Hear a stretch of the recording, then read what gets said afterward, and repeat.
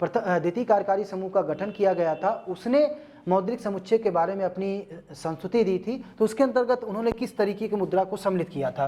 तो यहाँ अगर आप देखेंगे तो मुद्रा के संदर्भ में सबसे पहले आपको जानना है कि M1 क्या है।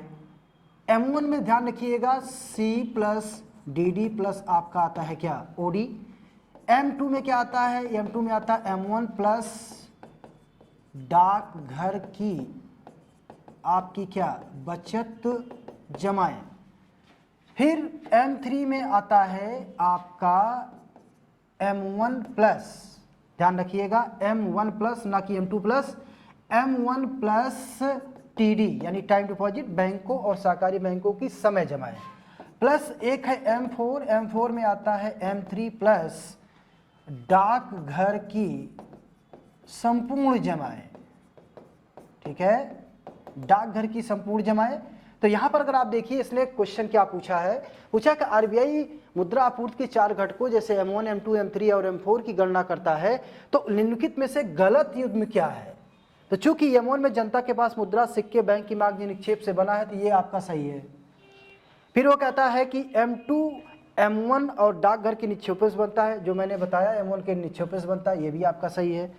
फिर मैंने आपसे तीसरा क्वेश्चन है M3 में M2 और M1 का योग होता है, जो कि पूरी तरीके से क्या गलत है। मैंने कहा M3 में M1 प्लस TD होता है, तो ऑप्शन आपका C क्या है, गलत है। और M4 में M3 और मांग के साथ साथ डाकघर की समय, तो आपका ये आपका क्या है, सही है। तो ऑप्शन C आपका क्या है, गलत है।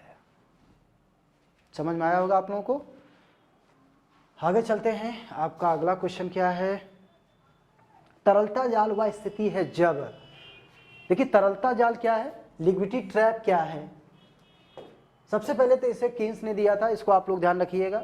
अब इसमें है क्या कि इसके अंतर्गत जब सभी संभावित निवेशक भविष्य में ब्याज दर बढ़ाने की अपेक्षा करते हैं, प्राकृतिक ब्याज दर आलोच्य ब्याज दर से ऊपर होता है, सभी संभावित निवेशक भविष्य में ब्याज दर को कम होने की अपेक्षा करते हैं, सभी सट्टा उद्देश्य के लिए मुद्रा की मांग ब्याज आलोच्यशील है। यहाँ पर तो यहाँ पर अगर आप देखेंगे तो तरलता जाल के संदर्भ में आपको यह जानना है कि सबसे पहले तो ब्याज दर और बांड में विपरीत रिलेशंस होता है। अगर ब्याज दर घटती है तो बांड की वैल्यू बढ़ती है, लोग बांड में इन्वेस्टमेंट करते हैं, लेकिन अगर बांड की वैल्यू घटती है तो ब्याज दर यानी कि बैंकों में लोग ज़्यादा पैसा जमा करते हैं। अब यहाँ पर क्या हो रहा है कि जब हम बैंक में जाते हैं तो हमारा बहुत कॉमन सेंस होता है कि कॉमन सेंस ये है कि जितना ब्याज दर अधिक होगा उतना हम बैंकों से ऋण कम लेंगे, लेकिन जितना ही ब्याज दर कम होगा उतना ही बैंकों से ऋण हम क्या करेंगे, ज़्यादा लेंगे।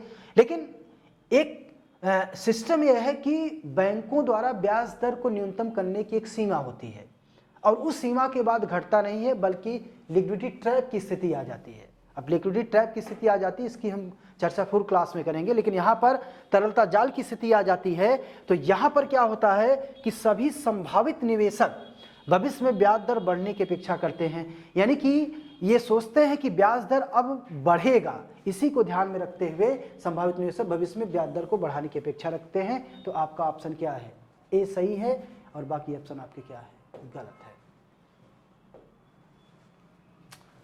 अगला है आपका सवाल, ई शक्ति परियोजना किसने अपनाया था। तो ध्यान रखिएगा वो आपका नाबार्ड है, इसको थोड़ा सा आप लोग ध्यान दीजिएगा। ठीक है, ऑप्शन आपका ए सही है। फिर है भारत सरकार द्वारा न्यूनतम वैकल्पिक कर यानी मिनिमम अल्टरनेट टैक्स निम्नलिखित में किस कर के साथ लगाया जाता है। अब देखिए यहाँ पर मैट सबसे पहले लगाता कौन है, ये थोड़ा सा आपको ध्यान में रखना है कि मैट लगाता कौन है। तो ध्यान रखिएगा टैक्सेस दो प्रकार की होती है, डायरेक्ट टैक्सेस और इनडायरेक्ट टैक्सेस। डायरेक्ट टैक्सेस में अगर आप देखेंगे तो आपका आयकर, निगम कर, व्यय कर, उपहार कर। जबकि इनडायरेक्ट टैक्सेस में अगर आप देखेंगे सीमा शुल्क, उत्पाद शुल्क, बिक्री कर। अब इस टैक्सेस में अगर आप देखेंगे तो केंद्रीय बिक्री कर, तो ये केंद्र सरकार के टैक्सेस है। अब इस स्थिति में देखिए तो इसमें कह रहा है कि भारत सरकार द्वारा न्यूनतम वैकल्पिक कर और जो मैट लगता है, ये मैट मिनिमम अल्टरनेट टैक्स, ये कंपनियों और व्यवसायियों के शुद्ध लाभ पर केंद्र सरकार द्वारा प्रत्यक्ष कर के रूप में लगाया जाता है। तो केंद्र सरकार के द्वारा लगाया जाता है, तो इसका मतलब ये है कि यहाँ पर ऑप्शन आपका होना चाहिए क्या, निगम कर। आयकर भी एक टैक्स है, जैसा मैंने कहा केंद्र सरकार का प्रत्यक्ष कर है, निगम कर भी केंद्र सरकार का प्रत्यक्ष कर है, सर्विस यानी सेवा कर ये अप्रत्यक्ष कर है, और व्यय कर भी जैसा मैंने बताया कि ये एक प्रकार का डायरेक्ट टैक्सेस है केंद्र सरकार का। तो यहाँ पर जो मैट लगता है वो ध्यान रखिएगा, वो कंपनियों और व्यवसायियों के शुद्ध लाभ पर लगाया जाता है, उसी को कहा जाता है न्यूनतम वैकल्पिक कर। आगे निम्नलिखित में से कौन सा एक प्रत्यक्ष कर नहीं है?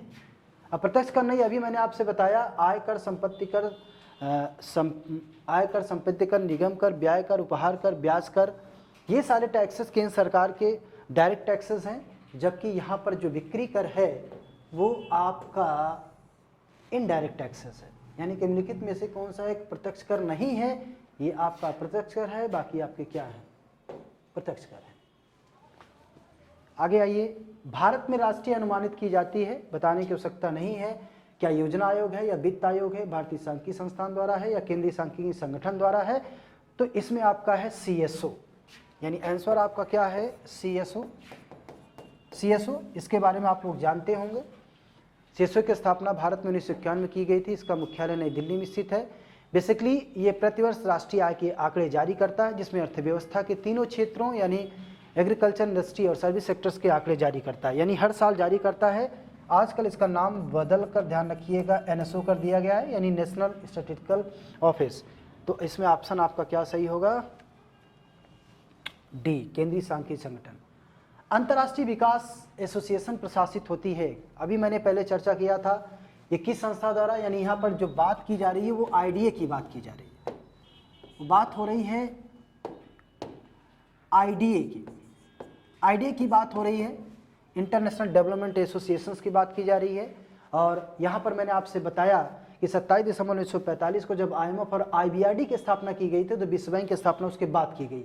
गैट के जो समझौते लागू किए गए वो ITO की स्थापना ना, यानी WTO की स्थापना ना होने पर ये 1948 और 49 में विभिन्न देशों के बीच वस्तुओं और सेवाओं के व्यापार के लिए लागू किया गया, यानी गैट। ADB जैसा आप लोग जाते हैं, एशियन डेवलपमेंट बैंक। तो ये ऑप्शन नहीं, बल्कि इसमें अगर आप देखेंगे तो ऑप्शन जो आपका सही होगा बी होगा। क्यों? क्योंकि यहाँ पर अगर आप देखेंगे तो इनकी कुछ कमियां थी। जब 27 दिसंबर 1945 को इनकी स्थापना की गई, तो ये विकसित और ख़ास तौर से विकासशील देशों को वो ऋण की सुविधा तो देते थे, लेकिन इसमें जो ब्याज की दर थी वो अधिकतम थी और समय अवधि बहुत क्या थी? कम थी। तो ऐसी स्थिति में जो विकासशील देश हैं उनको फ़ायदा नहीं हो पाता था। इसीलिए खास तौर से जो गरीब देश हैं, जिनकी आय $1075 से कम है, ऐसे देशों को, सिर्फ कमज़ोर राष्ट्रों को या गरीब राष्ट्रों को उनके आधारिक संरचना के विकास के लिए विश्व बैंक की सहयोगी संस्था, जिसकी स्थापना IDA की स्थापना 24 सितंबर 1960 में की गई थी, इसी के द्वारा ऋण की सुविधा दी जा रही है। तो इसमें ऑप्शन जो आपका सही होगा वो ऑप्शन होगा विश्व बैंक अंतर्राष्ट्रीय एसोसिएशन प्रशासित होती है, अंतर्राष्ट्रीय IDA द्वारा। एशियाई विकास बैंक किसके अधीन कार्य करता है? एशियाई विकास बैंक, ध्यान दीजिएगा, बेसिकली वो एशियाई विकास बैंक जो कार्य करता है वो आपका कार्य करता है ECF के तहत, यानी सुदूर एशियाई क्षेत्रों में उनके विकास के लिए इसके अंतर्गत इसकी स्थापना की गई थी। इसको भी आप लोग ध्यान दीजिएगा।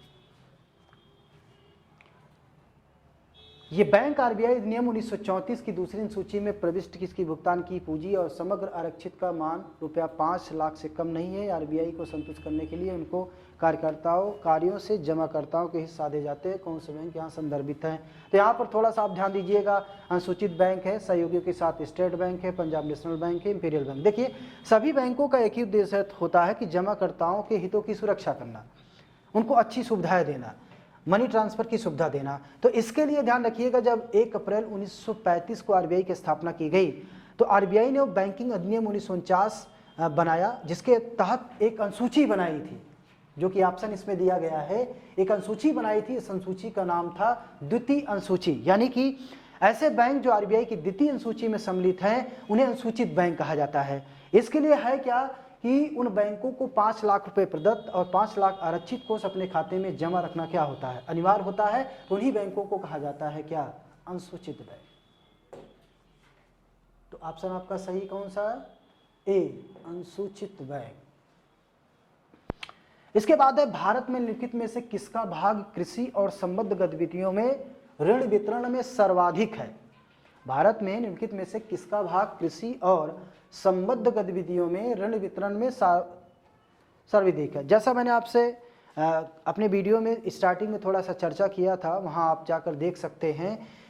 भारत में जो बैंकों द्वारा जो ऋण दिया जाता है उसमें व्यापारिक बैंक सबसे ज़्यादा ऋण की सुविधा देते हैं। यानी कि उसमें अगर आप देखेंगे कमर्शियल बैंक ज़्यादा ऋण की सुविधा देते हैं, तो इसमें सबसे ज़्यादा वाणिज्यिक बैंक है, उसके बाद सहकारी बैंक है, फिर आपके क्षेत्रीय ग्रामीण बैंक है। तो ऑप्शन आपका सही है क्या, वाणिज्यिक। अगला क्वेश्चन है आपका, बजट में राजकोषीय घाटे का अर्थ है।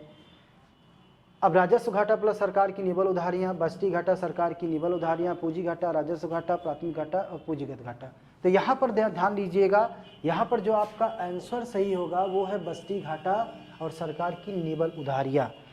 बेसिकली होता क्या है कि जब सरकार की घाटे की बात की जाती है तो दो घाटा है, एक राजस्व घाटा, दूसरा है पूंजीगत घाटा। राजस्व घाटे में एक है राजस्व आय, दूसरा है राजस्व व्यय, और पूंजीगत घाटे में दूसरा है पूंजीगत आय और दूसरा पूंजीगत व्यय। अब इसमें राजस्व आय प्लस पूंजीगत आय यानी जो सरकार की है, और राजस्व व्यय और पूंजीगत व्यय यानी सरकार की राजस्व व्यय पूंजीगत व्यय अधिक है, राजस्व आय पूंजीगत आय कम है, तो ऐसे घाटे को कहा जाता है बस्ती घाटा। या अगर सरकार की आंतरिक उधारी दर, विदेशी उधारी दर, आरबीआई से लिया गया ऋण, ये दर ज़्यादा है यानी कि आय की अपेक्षा यानी व्यय अधिक है, तो उसे कहा जाता है आपका क्या, राजकोषीय घाटा। तो आंसर आपका सही होगा क्या, बस्ती घाटा। ओ, बस्ती घाटा प्लस सरकार की निवल उधारियां।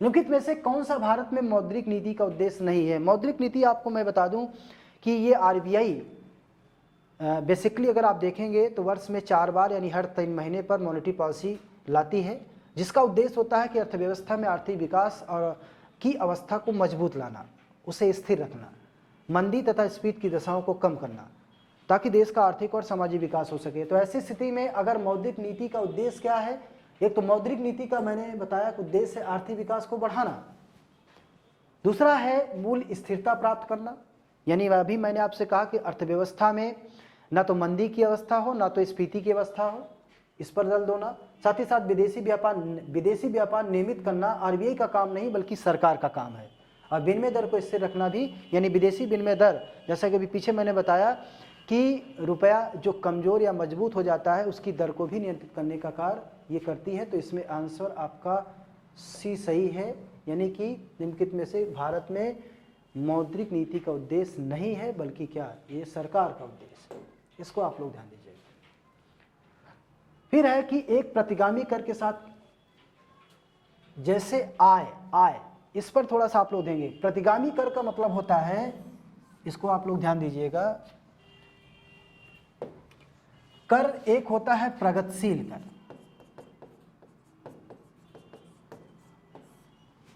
ठीक है, एक होता है आनुपातिक कर, और एक होता है प्रतिगामी कर, ठीक है। प्रगतिशील कर जब कर की दर के साथ कर आधार भी बढ़ता है तो उसे प्रगतिशील कर कहते हैं।